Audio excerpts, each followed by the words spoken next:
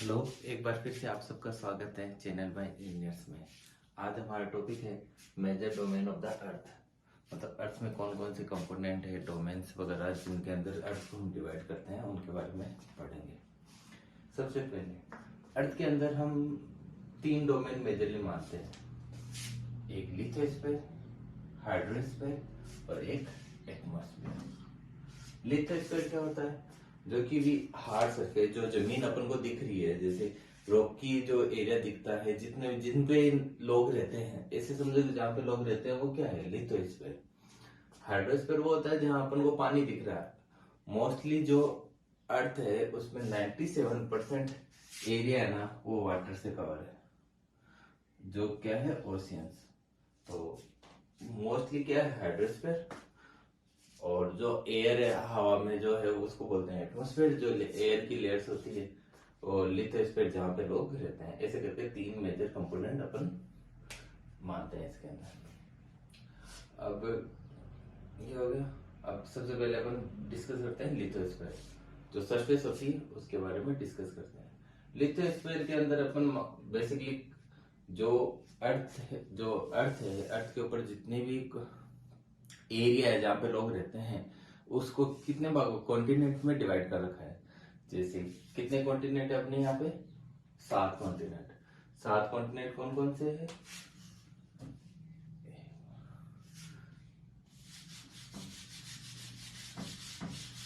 नाम बताओ कॉन्टिनेंट के, कौन कौन से कॉन्टिनेंट है? पहला कॉन्टिनेंट है एशिया, सेकंड कॉन्टिनेंट यूरोप, तीसरा north America, south America,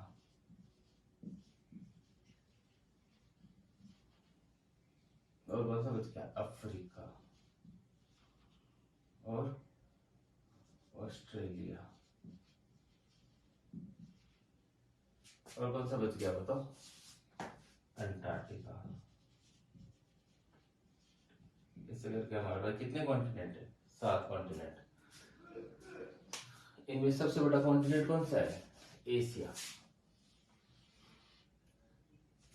India भी किस कॉन्टिनेंट का भाग है, इंडिया भी एशिया का भाग है। सबसे बड़ा कॉन्टिनेंट एशिया है। एशिया को यूरोप से अलग करता है कौन, यूराल माउंटेन। एक यूराल माउंटेन रेंज होती है जिसके एक तरफ रसिया और एक तरफ नहीं, उसके एक तरफ एशिया है और दूसरी तरफ यूरोप है। रसिया भी किसके अंदर आता है, एशिया का पार्ट है रसिया भी। सबसे बड़ा कॉन्टिनेंट पूछा जाए तुमसे तो कौन सा है, एशिया। और जब सबसे छोटा कॉन्टिनेंट पूछा जाए तो वो कौन सा है, ऑस्ट्रेलिया। ये बात याद रख, ये बात याद रहेगी। इसके बाद हम एशिया के बारे में पढ़ लिया कि एशिया सबसे बड़ा कॉन्टिनेंट होता है। एशिया को यूरोप से अलग कौन करता है, यूरल माउंटेन। ठीक, इसके बाद अपन सेकंड टॉपिक है, सेकंड है यूरोप। यूरोप में क्या अपने लिए इंपॉर्टेंट है, यूरोप की जो कोस्ट लाइन है वो इंटेंडेड है, मतलब ऐसे दांतेदार दांतेदार कोस्ट लाइन है, जिसको इंटेंडेड कोस्ट लाइन बोलते हैं। ये बात याद रखना। और ये कहाँ पे कोस्ट लाइन कहाँ पे मिलती है, अटलांटिक ओशियन में, जो कि अटलांटिक ओशियन को हम क्या बोलते हैं, बीचेस्ट ओशियन बोलते हैं। किसकी दृष्टि से, पॉइंट ऑफ व्यू कॉमर्स, मतलब जहां से व्यापार सबसे ज्यादा होता है। तुमसे पूछा जाए सबसे ज्यादा व्यापार कौन से ओशियन के थ्रू होता है, तो अटलांटिक ओशियन के थ्रू होता है। हम ओशियंस के बारे में भी आगे जाके डिस्कस करेंगे। ये यूरोप के अंदर था तो मैंने थोड़ा आपको बता दिया। इसके बाद आता है north America. North America south America से एक पतली सी स्ट्रिप से जुड़ा होता है, लैंड स्ट्रिप से। उस लैंड स्ट्रिप को क्या बोलते हैं, इस्मस ऑफ पनामा। मतलब कि ऐसे समझो, जस्ट कहाँ गया,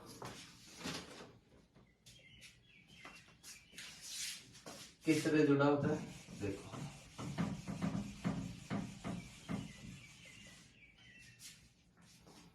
ये है अपना नॉर्थ अमेरिका और ये अपना साउथ अमेरिका। ये बीच में एक लैंड स्ट्रिप से जुड़ा होता है, छोटे छोटे से आइलैंड से। इस आइलैंड को बोलते हैं अपन क्या, इस्मस ऑफ पनामा। एक चीज और, इस्मस क्या होता है, जब हम इसमस वर्ड यूज करते हैं तो इसका मतलब क्या होता है, दो लैंड मास को कनेक्ट किया जा रहा है, लैंड मास कनेक्ट। जब हम दो लैंड मास को कनेक्ट करते हैं तो हम किस वर्ड का यूज करते हैं, इसमस। जैसे नॉर्थ अमेरिका और साउथ अमेरिका को जोड़ने वाली लाइन को क्या बोलेंगे, इसमस। और जब दो वाटर बॉडी जोड़ी जाती है तो उसको क्या बोलते हैं अपन, स्ट्रेट। तो ये बात याद रखना, जब हम वाटर बॉडी को कनेक्ट की बात करते हैं तो हम बोलते हैं स्ट्रेट, और जब हम दो लैंड को कनेक्ट करने की बात बोलते हैं तो उसको बोलते हैं हम इसमस। ये चीज हो गई। तो नॉर्थ अमेरिका और साउथ अमेरिका को जोड़ने वाली लिंक या जो जोड़ता है उसको क्या बोलते हैं, इसमस ऑफ पनामा। ये चीज आ गई।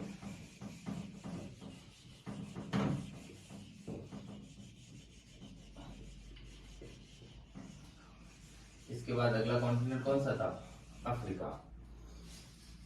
अफ्रीका, एक चीज और याद रखना, जैसे एशिया है तो एशिया से कौन सी अपन ने कल लाइन पढ़ी थी, लेटीट्यूड्स याद हो तो, equator, Tropic of Cancer, Tropic of Capricorn, Arctic Circle, Antarctic Circle, ऐसे करके बहुत सारी लाइन पढ़ी थी अपने लेटीट्यूड्स वगैरह।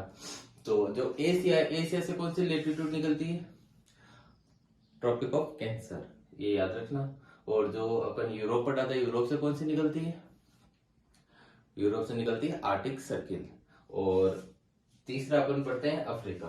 अफ्रीका एक इकलौता कॉन्टिनेंट है जिससे कि तीनों निकलती है, ट्रॉपिक ऑफ कैंसर भी निकलती है, इक्वेटर भी निकलती है, इक्वेटर जस्ट मिडल से निकलती है, और तीसरी ट्रॉपिक ऑफ कैप्रिकॉर्न।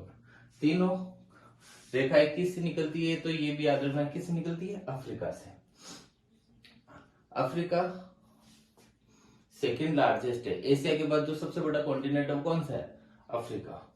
अफ्रीका के अंदर दुनिया की सबसे बड़ी नदी नाइल रिवर बहती है। तो पूछा जाए तुमसे कि लार्जेस्ट रिवर कौन सी है, लार्जेस्ट समझ सकते हो या इसको क्या बोल सकते हो, लॉन्गेस्ट रिवर। लार्जेस्ट और लॉन्गेस्ट में क्या फर्क होता है, लार्जेस्ट यानी बड़ी, बड़ी होना, जिसका वॉल्यूम ज्यादा हो, लॉन्गेस्ट मतलब लंबी होना।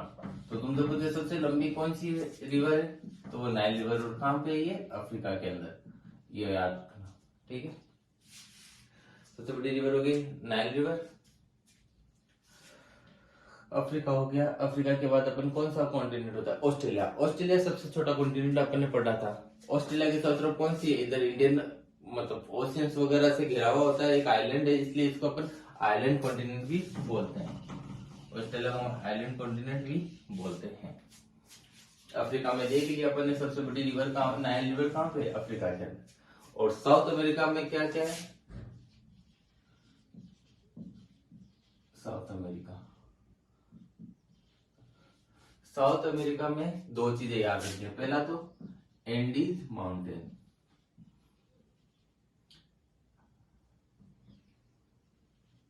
Andes mountain range, Andes mountain range longest range है वर्ल्ड की, सबसे बड़ी माउंटेन रेंज, लॉन्गेस्ट। और सबसे लंबी जो माउंटेन रेंज है वो कौन सी है, एंडीज, जो कि कहां पे पाई जाती है, साउथ अमेरिका में। और दूसरी साउथ अमेरिका में सबसे बड़ी चीज क्या पाई जाती है, अमेजोन के जंगल।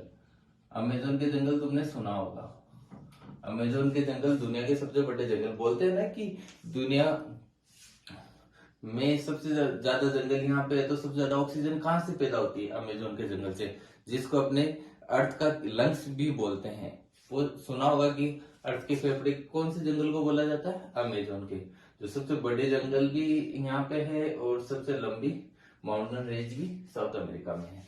ये दो चीजें याद रखना। और अफ्रीका में अपन ने अभी क्या पढ़ा था, नाइल रिवर। नाइल रिवर कहाँ पे, अफ्रीका में, ठीक है। साउथ अमेरिका का ये पॉइंट समझ में आ गया।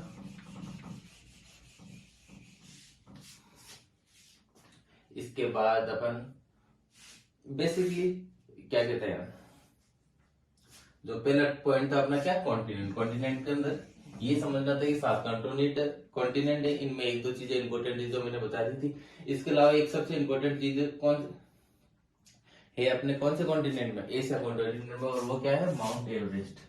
माउंट एवरेस्ट सुना होगा, अपने इंडिया के नॉर्थ के अंदर ही है माउंट एवरेस्ट। माउंट एवरेस्ट की ऊंचाई कितनी है, 8,848 8848 मीटर। इसके अंदर आप एक दो चीजें याद रख सकते हो कि इसमें सबसे पहले चढ़ने वाले लोग कौन थे, नॉर्गे शेरपा और एडमंड हिलेरी। ये दो लोग थे जो जिन्होंने सबसे पहले इस पे चढ़ाई की थी 1953 में, जिसमें नोगे शेरपा कहाँ से बिलोंग करते हैं, इंडिया से। ये चीज याद रखना कि ये इंडिया से बिलोंग करते हैं। इसके बाद पूछा जाए कि सबसे पहले चढ़ने वाली महिला कौन थी, तो उसका नाम है जुनको ताइबी, जो कि जापान की है 1975 में। और इंडिया से जाने वाली पहली महिला कौन है, बिछेंद्री पाल, इनका नाम सुना होगा 1984 में। ये बस 3-4 जने हैं जिनके नाम पूछ सकते हैं या तुम्हें याद होना चाहिए कि इंडिया से जाने वाली पहली महिला बिछेंद्री पाल है और इंडिया से जाने वाले पहले मेल का नाम क्या है, नगोए शेरपा। ठीक है। इसके अलावा जो अपन अंटार्कटिक कॉन्टिनेंट है, अंटार्कटिका बेसिकली पूरा बर्फ से जमा रहता है। अंटार्कटिका के सेंटर में ही साउथ पोल है। ऐसा समझ लो कि साउथ पोल को चारों तरफ से घेरा हुआ जो एरिया है वही अंटार्कटिका है, और वो पूरा बर्फ से ढका रहता है। वहां पे लोग नहीं रहते, और लोग नहीं रहते तो क्या होता है, जो बाकी कंट्रीज है ये क्या करती है, वहां पे रिसर्च सेंटर बनाती है। वैसे इंडिया के रिसर्च सेंटर वहां पे कौन कौन से, पूछा जाए कि अंटार्कटिका में इंडिया के कौन कौन से रिसर्च सेंटर है, तो मैत्री और दक्षिण गंगोत्री, ये करके दो अब इंडिया के वहां पे रिसर्च सेंटर है। तो ये चीज भी आपको पता होनी चाहिए। बेसिकली कॉन्टिनेंट में यही सब था।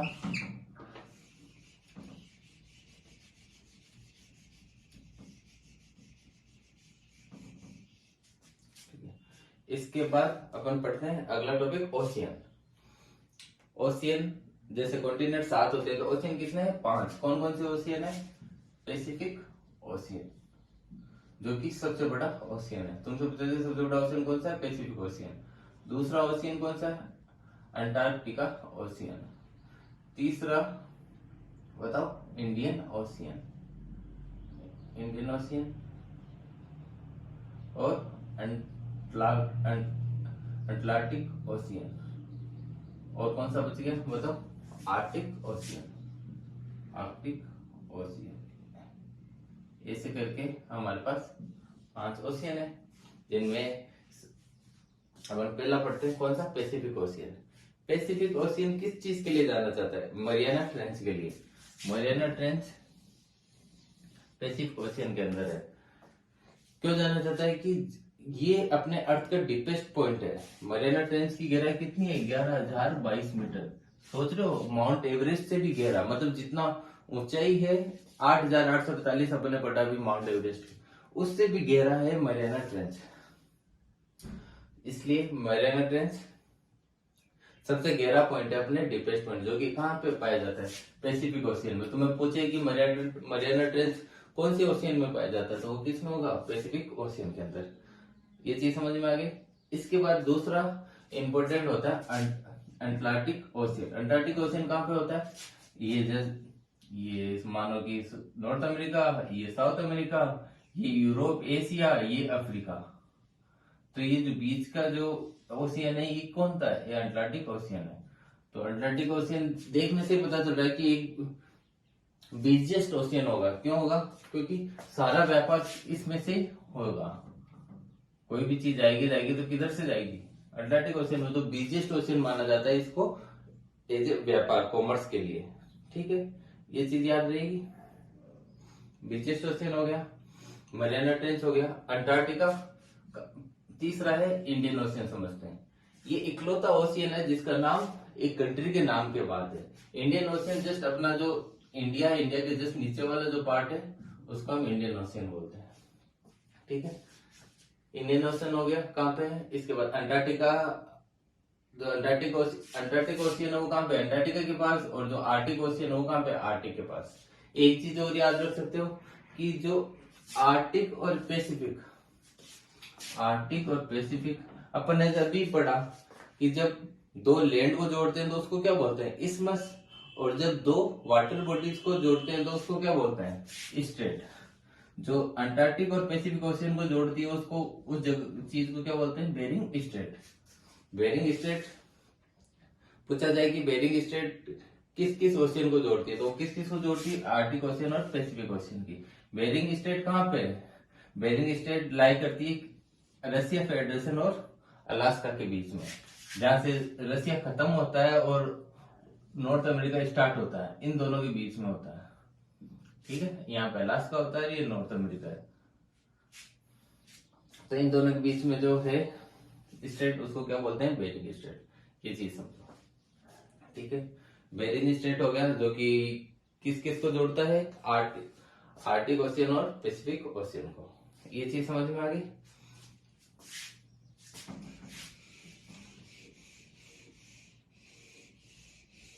ठीक है, और ओशियन के अंदर अपने लिए क्या बचा है, और ओशियन में अपन ने पढ़ ही लिया।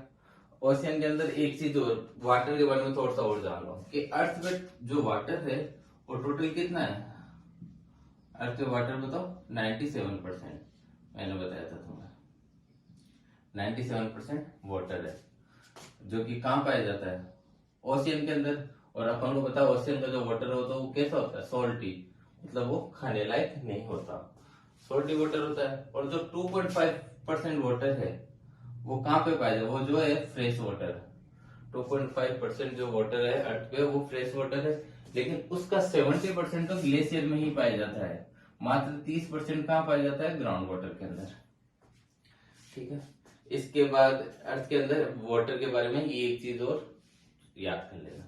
ठीक है, वाटर हो गया, मतलब ओशियन के बारे में अपन ने मोटा मोटा जान लिया। 5 ओशियंस होते हैं, ओशियन की क्या क्या खासियत है, जैसे स्पेसिफिक में ट्रेंच देखा, अंटार्कटिक ओशियन के अंदर बीचेस रूट होता है, इंडियन ओशियन जो इंडिया के नाम के बाद रखा है, अंटार्कटिक ओशियन अंटार्कटिका के पास है, और आर्टिक ओशियन ऊपर है। आर्टिक ओशियन पैसिफिक ओशियन को कनेक्ट करने वाली जगह भी अपन ने पढ़ी अभी, बेरिंग स्ट्रेट। तो आ गया मोटा मोटी समझ में।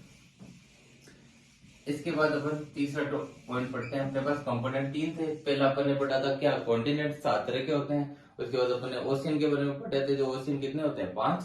उसके बाद तीसरा आता है एटमॉस्फेयर। एटमॉस्फेयर एटमॉस्फेयर कितने होते हैं, एटमॉस्फेयर को अपन ने डिवाइड किया 5 भागों में। एटमॉस्फेयर क्या होता है, पहले तो ये समझो कि एटमॉस्फेयर क्या होता है। एटमॉस्फेयर अपन को जो सनरेज से हानिकारक किरणें आती है उनसे बचाने के लिए, हम हानिकारक जो किरणें होती है उनसे जो बचाता है उसको एटमॉस्फेयर बोलते हैं। मतलब अपने अर्थ के ऊपर बहुत सारे गैस के लेयर्स हैं, जो कि क्या करता है, सनरेज जो अल्ट्रावायलेट रेज, जो भी हानिकारक रेज आती है उनसे बचाने की मदद करता है।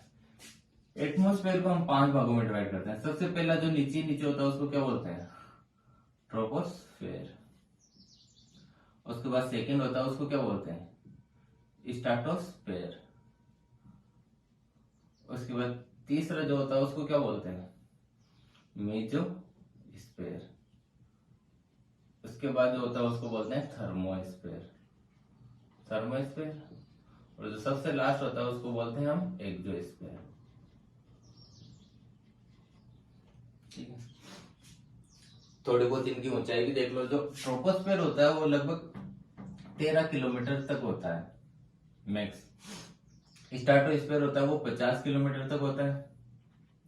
मेसोस्फेयर होता है वो 80 किलोमीटर के आसपास होता है। और थर्मोस्फेयर 400 किलोमीटर तक, और 400 किलोमीटर के बाद का जो भी जितना भी एरिया होता है सबको एक्सोस्फेयर में हम काउंट कर लेते हैं। इसके अलावा एक चीज और याद कर सकते हो कि जो ओजोन लेयर है, अपन ने सुना है कि ओजोन लेयर अपन को यूवी रे से प्रोटेक्ट करती है। तो ओजोन लेयर कहाँ पे बनी हुई है, वो स्ट्रेटोस्फेयर में बनी हुई है। तुमसे पूछे कि ओजोन लेयर कहाँ पे है, तो स्ट्रेटोस्फेयर में। ये एक चीज और ओजोन लेयर के बारे में पता होनी चाहिए कि ओजोन लेयर कहाँ पे है। ये जो लेयर्स होती है अपन को प्रोटेक्ट करती है। आपके भी सिलेबस में लगभग इतना ही है, इन लेयर्स के नाम वगैरह है, थोड़े बहुत जाना। आगे वाली कक्षा में हम इनको भी डिटेल से पढ़ते हैं। एक चीज और समझो कि जैसे जैसे हम ऊंचाई पे जाते हैं तो क्या होगा, डेंसिटी एयर की कम होती जाती है।